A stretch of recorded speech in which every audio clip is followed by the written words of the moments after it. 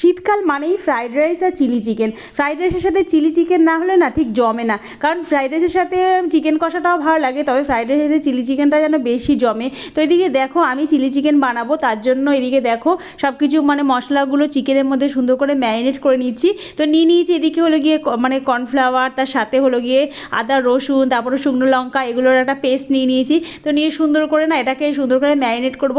আর আমি শুনেছি যে চিকেন যত সুন্দর ম্যারিনেট করে রাখা হয় না তত বেশি এটা ভালোভাবে মানে সিদ্ধ হয়। আর এদিকে দেখো আমি দিয়ে দিচ্ছি হলো গিয়ে সয়া সস। এর মধ্যে না টমেটো সস এর মধ্যে দেবো না, কারণ এর মধ্যে টমেটো সসটা দিলে কি বলো তো লেগে পড়বে, ভালো মানে পুড়ে যাওয়ার চান্সটা থাকে।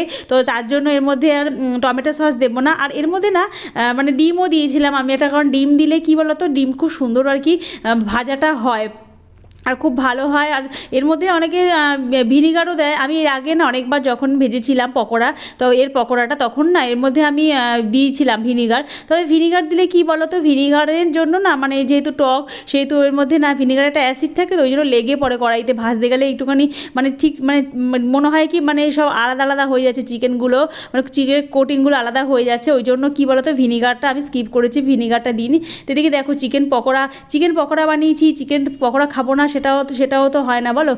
তো দেখো চিকেন পকোড়াগুলো আমি এর মধ্যে ঢেলে দিয়েছি, আর কি সুন্দর লাগছে না, একটা লোভনীয় ব্যাপার। তো দেখো আমার প্রায় চিলি চিকেন হয়ে এসছে। আর এর মধ্যে খানিকটা একটু জল দিয়ে দেবো, আর তাতে দেখো একদম রেডি হয়ে যাবে আর খুব সুন্দর হয়েছে।